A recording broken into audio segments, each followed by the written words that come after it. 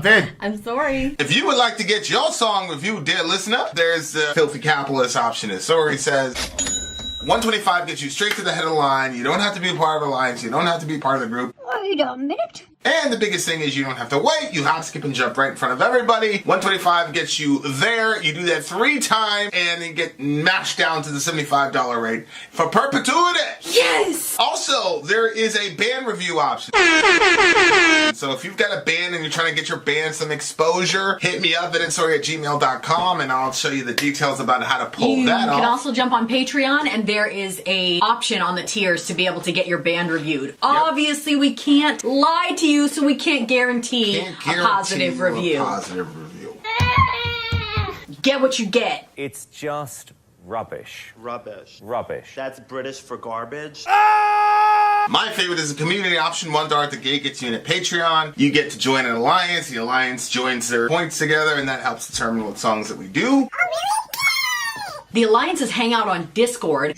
Message me on Patreon to get the link. And they do all kinds of other cool things. They do Minecraft, Dungeons and Dragons. Yeah. It's really a community within the community. Anybody can go on the village, facebook.com/Vin and Sori. There's 160,000+ people on the channel. What's cool about the Discord is that it offers a real opportunity for community connection, friendship, that type of thing. And it's on Discord, so if you're not a Facebook person, it's for you. You start off at $1. Right. Plus you get exclusives. Sori and I are working on a song. So the first 15 seconds of that was on Patreon. Also, at $15 tier and above, when we actually debut the video, they're going to be there live with us. There you are, dear listener. Buy our merch. And a child shall lead them To buy our merch. to buy our merch. All right, we are on the second song of the DJ stream for Middle Earth. Wait, it should be saying it down at the bottom. And where's his little thing in the corner? So Vin's gonna update that while I read to you guys his little intro to the song.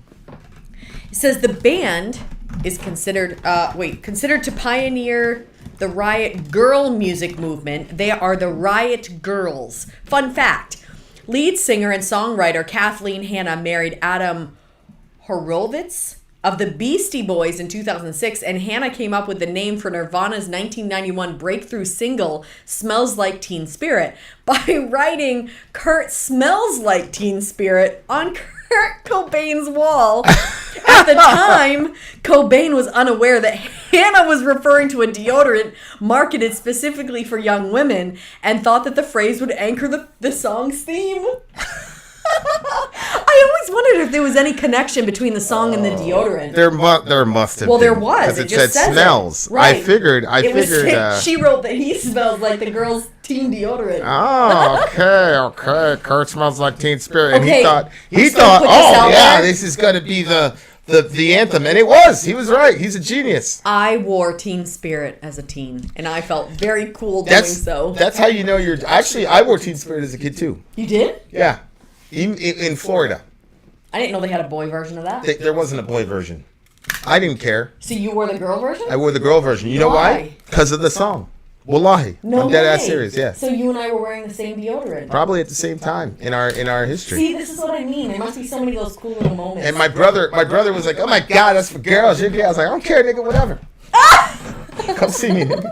Come see me. I'm rocking this Teen Spirit shit. Wow, good for them. That gave them a boost. Yeah. I had no idea. I was looking for that deodorant to give to the girls, but I couldn't find it. Hannah was dating Dave Grohl.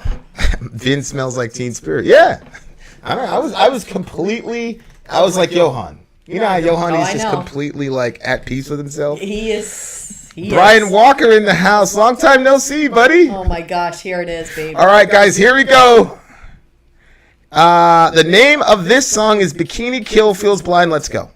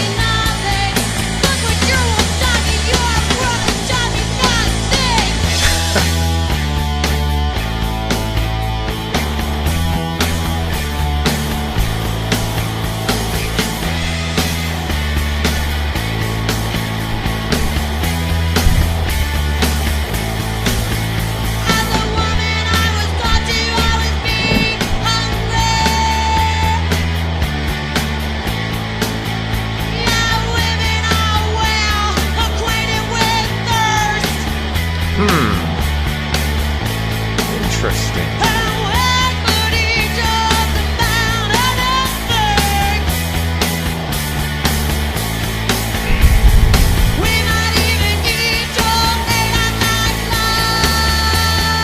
Damn.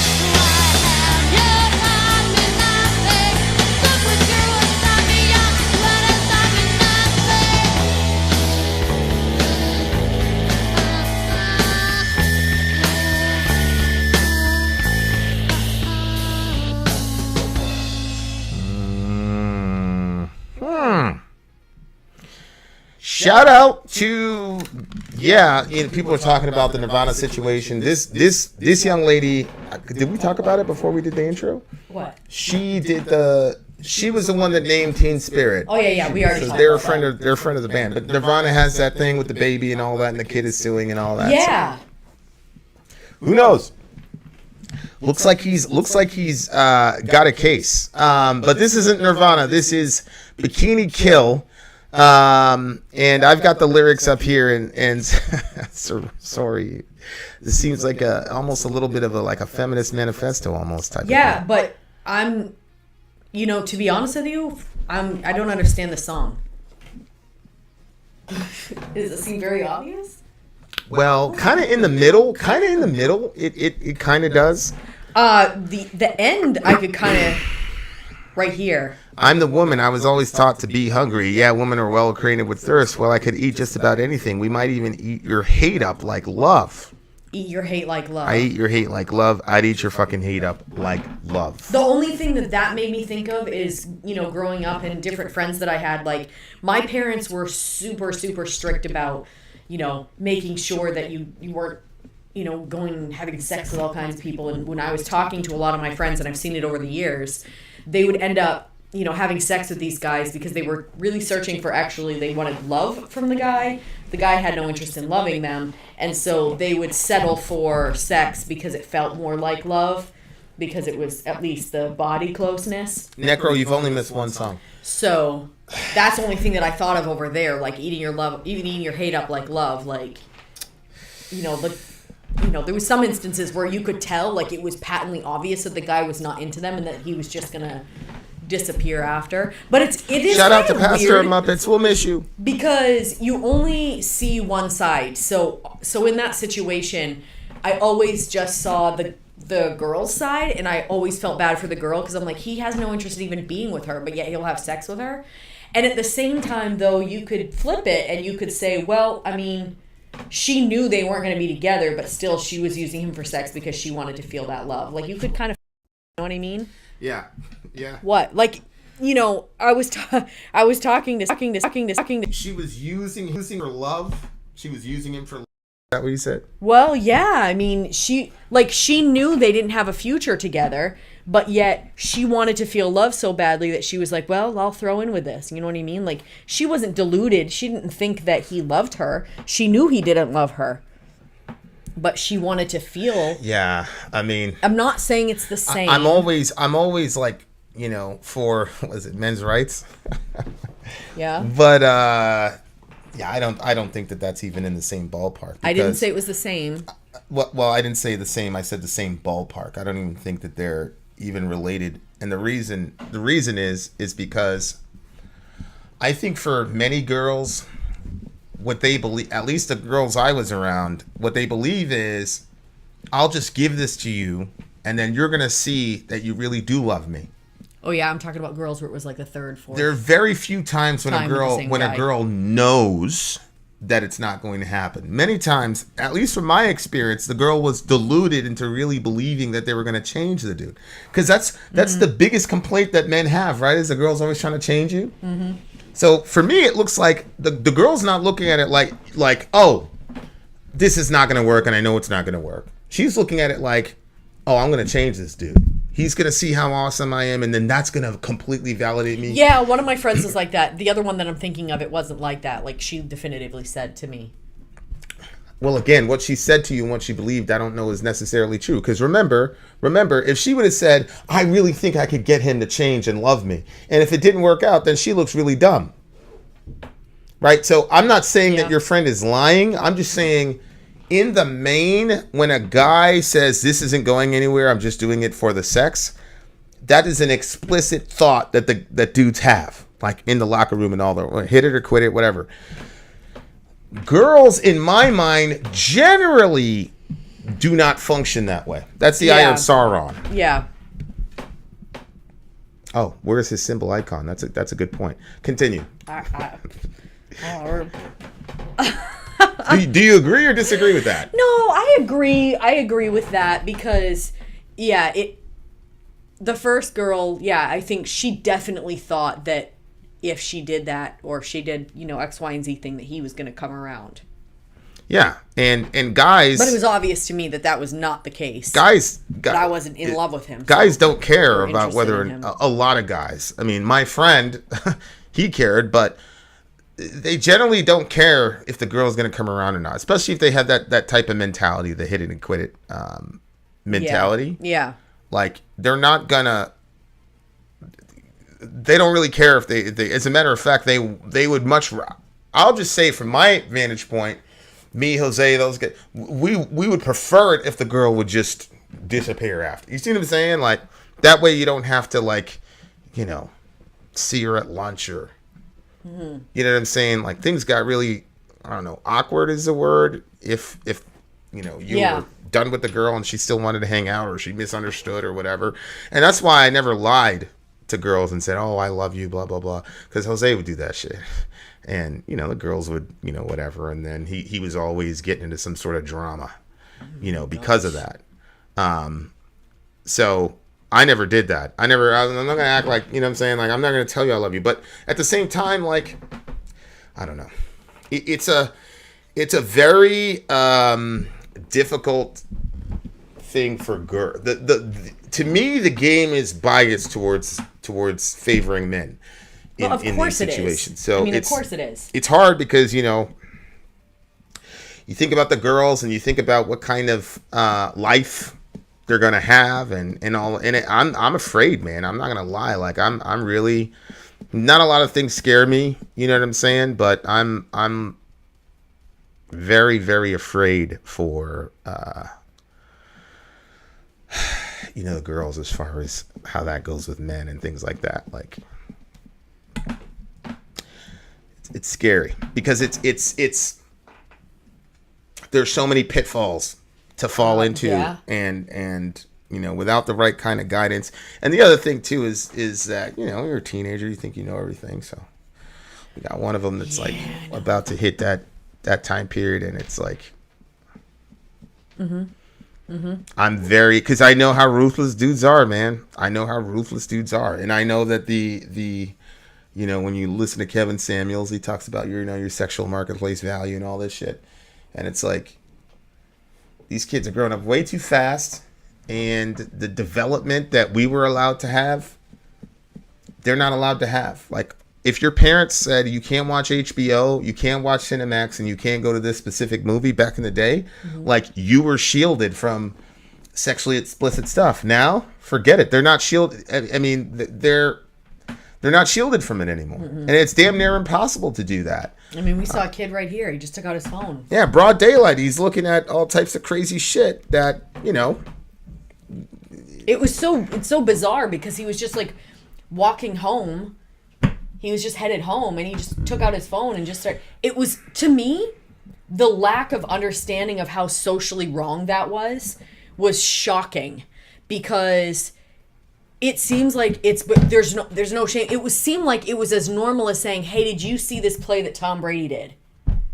Yeah.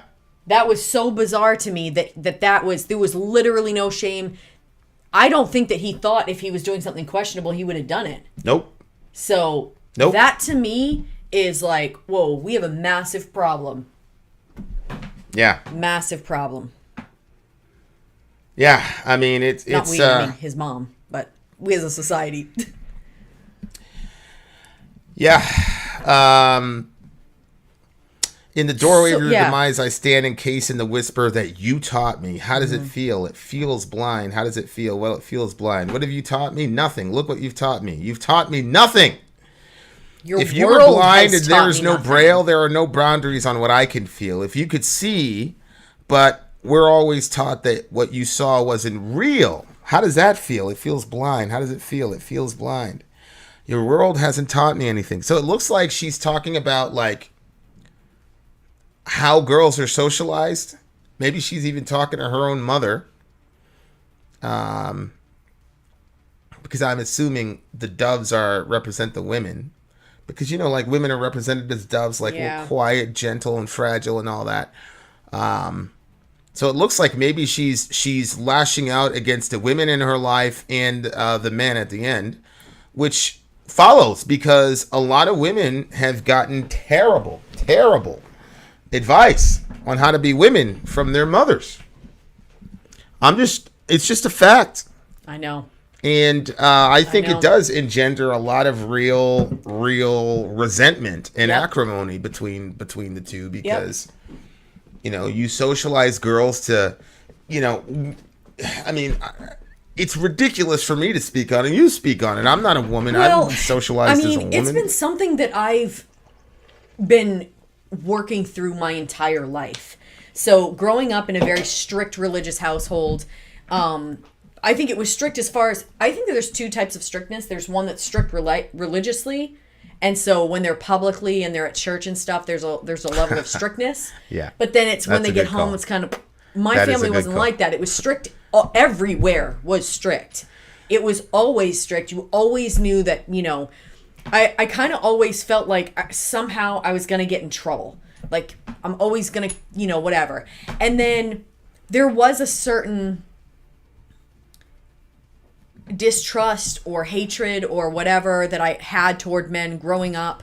And I always kind of felt like, to me, men were almost a bit disposable because you can't give your heart to them because you're inevitably going to get hurt. So you always have to keep yourself guarded. You have to keep yourself on your toes and you have to see the situation for what it is. So when I saw my friend, you know, she gave herself to this guy because she believed that, you know, to me, this is going to sound awful, but to me, the guy was worthless. He had no future. He had no plans. He was, at the time, I thought like, you know, I was very well indoctrinated by the DARE movement. So he was smoking pot on his breaks. So I was like, literally, the guy has nothing. He will never have anything because he's resorted to getting high now instead of planning for his future, which I really don't know if he ever made anything of himself. Have no clue. Maybe, perhaps he did. Perhaps he came out of it. But to me, it was like, there was nothing. And you know how, like, when people are high, like, the way that they are kind of, like, just walk around, like, hey. Like, nothing's a big thing. And you know how I am. The energy, whatever. I was like, this guy is worthless. And then sure enough. Emergency! Emergency! Yes. Well, life's more exciting that way. That's part of it, I guess. So anyway, so she was, you know, she was with him. It didn't go well. Things went, like, exactly like the stereotypical way that they would go if you were in that situation or if it was on a show or if it was a story you heard of. It literally followed the exact pattern of what you were always warned against. And the more that she threw herself headlong into that situation, the worse that it got for her. And the more I was progressively getting more embarrassed for her because of how much she was putting herself out there and how much she was getting rejected. And she was beautiful. She was a strong, well, see, this is the thing. She was a strong. Jay? Yeah. She was a strong. I mean, she wasn't beautiful. I mean, she was all right. She wasn't, you know what I'm saying? Like, she was pretty. Anyway, I mean, I'm sure if I posted a picture right here, people would be like, oh yeah, Vin's just crazy about Sori. No, I'm not going to put her picture out like that. What's wrong with you? Anyway, so the way that situation progressed, it just, you know, showed me more of what I guess I already thought I knew about men and stuff. And then I sort of kind of got like this understanding that almost the world was like a game and you had to win the game. And so, yeah, the guy is going to be deceptive, but you have to be able to see that and maneuver yourself past his deception, and you have to protect yourself from his inevitable fails that are going to happen. And so I really felt like 96% of the world was full of, I'm sorry, I know our channel is predominantly men. Basically 96% was just worthless men, and that there was a small percentage of men, and you could find somebody within that percentage, but even that, it's still not super secure. So that was just something that I always, you know what I mean? Like, you know how I am about like theories and like, oh, this is probably what's happening, blah, blah, blah. So my mind was always trying to figure out what's the story behind the story. What? Yeah, the conspiracy theories. Yeah, but it was like that with everything. Right. And so, and then when a lot of your theories come out true, like I told my friend what was going to happen in that situation. And then she went straight through it and whatever. So I think that like when she says, like this part, I don't know what it means, but it makes me really sad. All the doves that fly past my eyes have a stickiness to their wings. Like if you're a dove and your wings are sticky, why are they sticky? Sticky wings is not a good thing. Like I just imagine them being bloody. You know what I'm saying? I do know what you're saying. It's that's why it would be sticky. Sad. Which goes with women's experiences right, generally. Yeah. Yeah. In the doorway of my demise I stand, encased in the whisper you taught me. So like I don't know.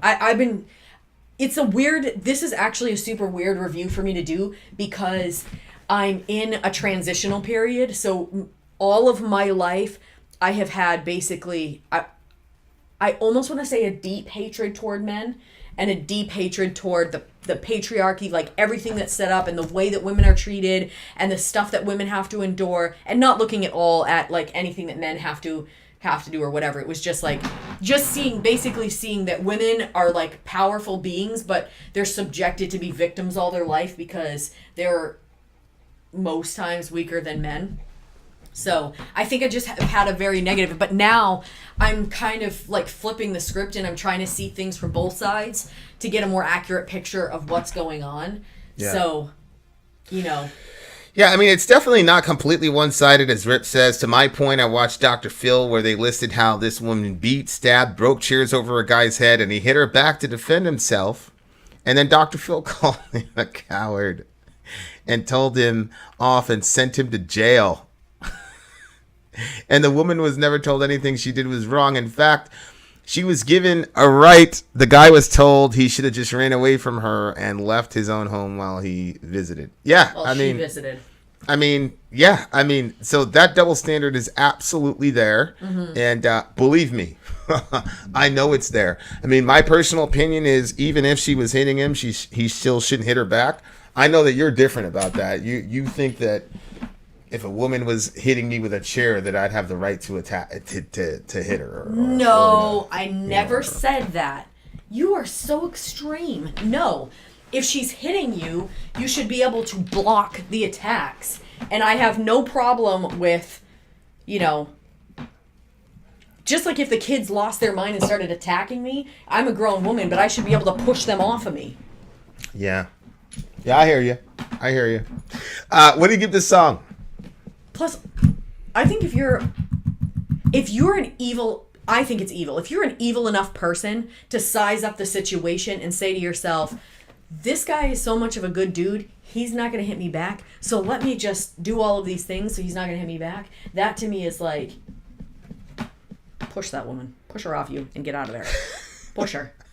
You don't have to punch her in her face. That's terrible. Dislocate her arm, but one of these... No, just get the hell away. Would be fine. Yeah. So you think that would happen if Dorian did that with one of the little white girls? He'd push her, and she called the police. How do you think that turned out? You think it'd just be a little push? Oh, of course not. By the time police show up? No. Mm-hmm. You're not thinking about the things that I think about. Well, yeah, I'm not thinking of the bigger picture. Yeah. Yeah, but that's not what you're thinking about. You're not thinking about the bigger picture. You have a personal conviction never to do anything to a woman, even if she's hitting you. You're not even going to block it. Well, that's not a personal conviction. That's a biblical conviction, right? Okay, here's a question. Isn't that true? I mean, you're not supposed to hit anybody. You're not supposed to attack anybody. I agree. So it's not. I agree. It is a biblical conviction then. But if there was a guy that came in to hit me? Yeah. It depends on what mood I'm in. Yeah. Okay, well, let me flip this because this 6 days out of 7, I wouldn't hit him back. I mean, you've seen people assault me and I didn't touch him. It's true. Okay, let me do this one then. This is more interesting. What if a woman was attacking me, but she got the jump on me and knocked me out, and now she's kicking me? Now what are you going to do? Oh, well, that's different. Well, what are you going to do? I'd send Zoe to fuck her up. No, Zoe's not there. It's just you and me. We're out walking. I mean, I wouldn't let her kill you. So you'd let her kick me, though? Just keep kicking me. I would wrap her up. I'd give her a hug. I'd give her a nice bear hug. And just remove her from the area. I wouldn't hit. You want me to hit her and pound her into the ground? No, I didn't say that. Just push her, though. I would just hug her. I'd just give her a nice hug. Yeah, a nice tight hug. And remove her, protect her from herself, because God's judgment is surely about to follow. Because I don't think there's any female that could ever really get. They would have to like sucker punch you or something. I don't think that there's any female that could really, like, pound for pound do anything to you. Yeah. Yeah, I see what you're saying. All right.